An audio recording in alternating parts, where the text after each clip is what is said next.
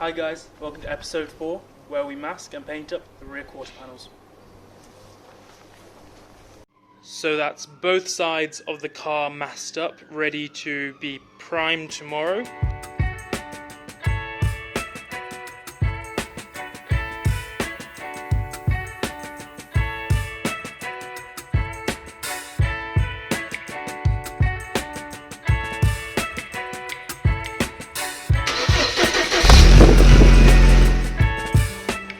So that's all the masking tape and paper off, and this is what we're left with the black guide coat over the top of the primer.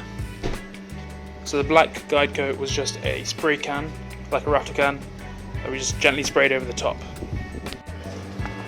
So what we're using now is a 400 grit that's been roughed up already. So the guide coat's function is to show you where you've sanded, and it also shows the ridges and imperfections on the primer.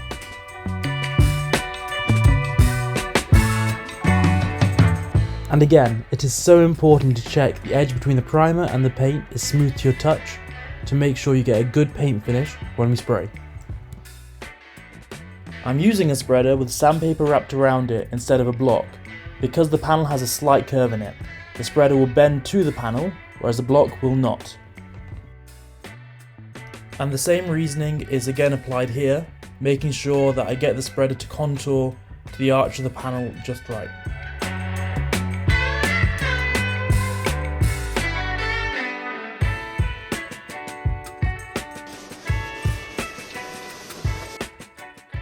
To key in the paint, I am using a wetted Scotch-Brite pad. This dulls the shine, which allows the base coat to stick and not peel. The dulling is actually fine scratches being put into the old paint. A Scotch-Brite and flatting paste, which is a paste with very fine grit, can also be used.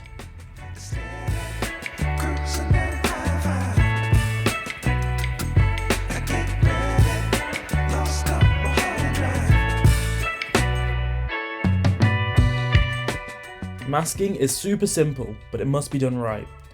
To mask the door and the boot jamb, we start with Frenching the masking tape. It's a simple technique where I take the masking tape and fold it back on itself. Then, to the folded edge, I stick another piece of masking tape, sealing the jambs. I'm using my spreader to help me stick it into all of the gaps.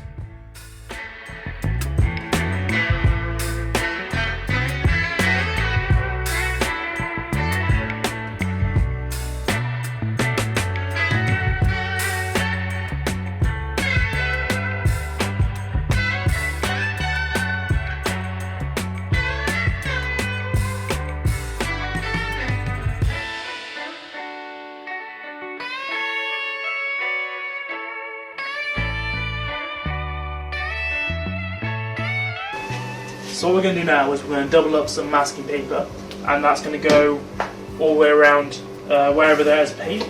So the doubled up masking paper is there because the lacquer can soak through into the other paint, through the paper. So let's continue masking.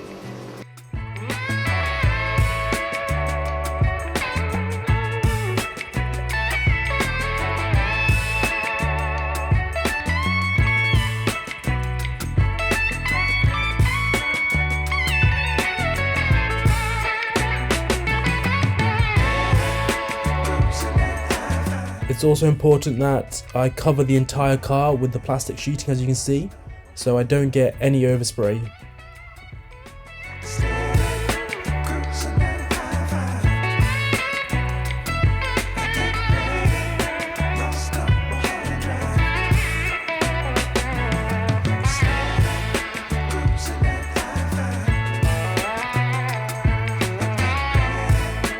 So that's this panel mostly masked up.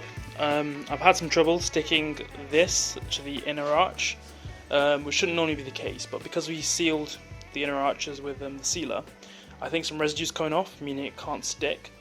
So I'm going to have to find another way to put this on. But other than that, everything else has been masked up. And you can see I kind of pushed tape down a little bit more into the edge, just so the paint can get into there, and it's not a kind of a sharp edge when it comes to finishing the paint. And yeah, I've got kind of as close as I can to the lines.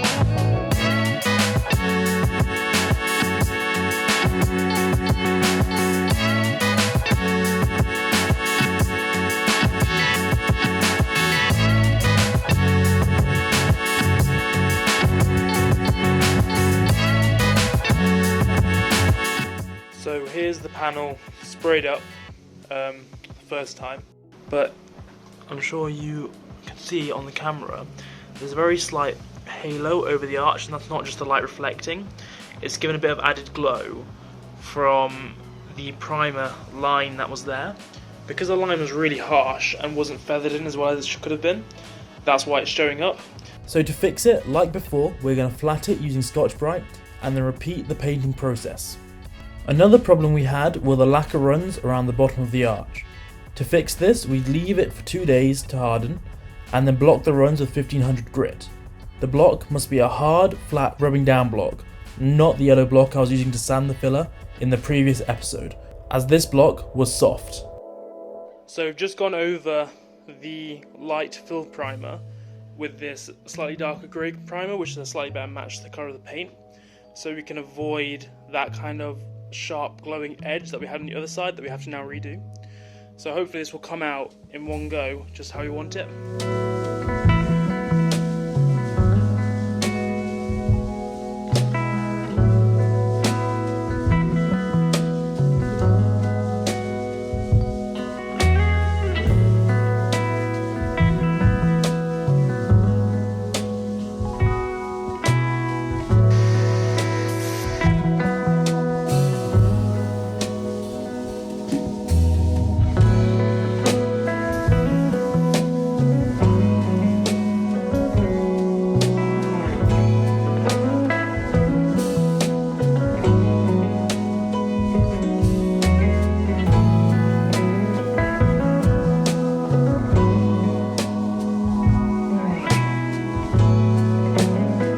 To avoid the clear coat running on this side of the car, you can see C is using a vertical spraying motion as opposed to the horizontal spraying motion. Now all this spraying has been done in my garage, where the floors weren't wetted, so the dust probably got kicked up. And as you can see, various insects decided to fall into the paint job, but C had these great ways of removing them and still getting a good finish. After we finished spraying it, we shut the doors and just left it for the night, hoping no more dust or anything would fall into the paint. And to finish it off, I'll flat it with 1500 grit and then 3000 Trizac, followed by a polish. And even without the polish, it has turned out great. Massive thank you to C for all his help.